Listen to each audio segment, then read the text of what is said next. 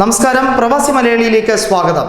തങ്ങളുടെ തലവന്മാരുടെ മരണത്തിന് കാരണമാക്കിയ സംഭവം, അതുമായി ബന്ധപ്പെട്ട് 13 തടവുകാരെ ഇസ്ലാമിക തീവ്രവാദ സംഘടനയായ IS ക്രിസ്മസ് ദിവസം അവരുടെ തലയറുത്ത് മാറ്റുന്ന ക്രൂരമായ സംഭവം നൈജീരിയയിൽ മനുഷ്യത്വത്തെ തന്നെ പിടിച്ചു കുലുക്കുന്ന, മനുഷ്യത്വത്തെ മരവിപ്പിക്കുന്ന ഒരു സംഭവമായിരുന്നു. ISന്റെ യുവാക്കൾ അവരുടെ പ്രവിശ്യ വിഭാഗം കൊലപാതകത്തിൻ്റെ ഉത്തരവാദിത്വം ഇപ്പോൾ ഏറ്റെടുക്കുകയും ചെയ്തിരിക്കുകയാണ്.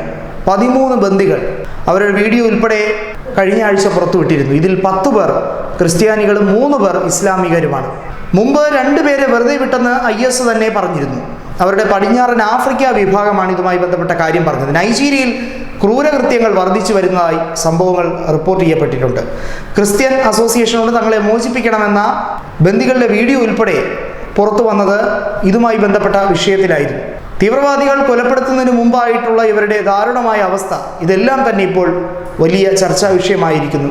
സിറിയയിൽ ബഗ്ദാദിയുമായി ബന്ധപ്പെട്ട വിഷയം, ബഗ്ദാദിയുടെ കൊലപാതകവുമായി ബന്ധപ്പെട്ട വിഷയത്തിൽ ഇപ്പോൾ IS വീഡിയോയിൽ പറഞ്ഞിരിക്കുന്നത് അവരുടെ നേതാവിനെ കൊന്നതിലുള്ള പകപോക്കലാണെന്നാണ്. നൈജീരിയയിൽ വലിയ തീവ്രവാദ ഗ്രൂപ്പായ ബോക്കോ ഹറായും ക്രിസ്മസ് രാവിൽ 7 പേരെ കൊലപ്പെടുത്തിയതായി സംഭവമുണ്ടായിരുന്നു. നൈജീരിയയിലെ വടക്ക് കിഴക്കൻ സ്റ്റേറ്റായ ബോർണോയിലെ ചിബോക് നഗരത്തിന് സമീപത്തെ ആ ക്രിസ്ത്യൻ ഗ്രാമമായ ക്വാറങ്കിലുമായിരുന്നു ഈ സംഭവം. ബോക്കോ ഹാമിൻ്റെ നരവേട്ട നടന്നത് ചൊവ്വാഴ്ച രാത്രി ഏറെ വൈകി ട്രക്കുകളിലും അതോടൊപ്പം തന്നെ മോട്ടോർ സൈക്കിളിലും ഒക്കെ ആയിട്ട് കോറങ്കലൂമിലേക്ക് കൊടുങ്കാറ്റ് പോലെ പാഞ്ഞെത്തിയ തീവ്രവാദി സംഘടന കൊള്ളയടിക്കുകയും കുടിലുകൾക്ക് തീയിട്ട് ഓടി രക്ഷപ്പെടാൻ ശ്രമിച്ചവരെ വെടിവെച്ച് കൊല്ലുകയും ചെയ്തിരുന്നു.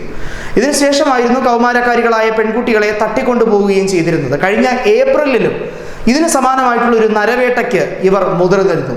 അത് സമയത്ത് ഈ സംഭവങ്ങൾക്കെല്ലാം കൃത്യമായ ഒരു പരിഹാരം എന്ന രീതിയിൽ രാജ്യങ്ങൾ ഇടപെട്ടിരുന്നു. പശ്ചിമേഷ്യയിൽ തന്നെ ആഫ്രിക്കൻ രാജ്യങ്ങളിലേക്ക് IS വേരോട്ടം നടത്തുന്നതുമായി ബന്ധപ്പെട്ട് പശ്ചിമേഷ്യയിൽ കൂടി വ്യാപിപ്പിക്കാനുള്ള ശ്രമങ്ങൾ നടത്തുന്നതായുള്ള റിപ്പോർട്ടുകൾ ഉണ്ടായിരുന്നു. മനുഷ്യത്വത്തിൻ്റെ കണിക പോലുമില്ലാതെ കൂട്ടക്കുരുതി നടത്തിയിരിക്കുന്നവർക്കെതിരെ കർശന നടപടി സ്വീകരിക്കണം എന്ന നിലപാടുമായി US-ഉം ഒട്ടനവധി രാജ്യങ്ങളും ഇപ്പോൾ വന്നിരിക്കുകയാണ്. ഈ കൊല ചെയ്തവരെ വെറുതെ വിടാൻ പാടില്ല എന്ന കർശനമായ നിർദ്ദേശവുമായി വന്നിരിക്കുകയാണ്.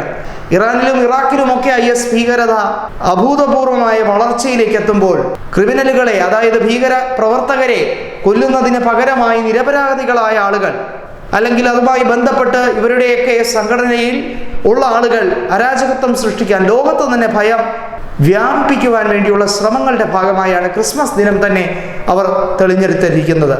യേശുദേവന്റെ ജന്മദിനവുമായി ബന്ധപ്പെട്ട ഒരു പുണ്യ ദിവസത്തിൽ തന്നെ ഈ നരാധമന്മാർ ഈ കൊല ചെയ്യുന്നത് ലോകത്തെ വെല്ലുവിളിക്കുക തന്നെയാണ്.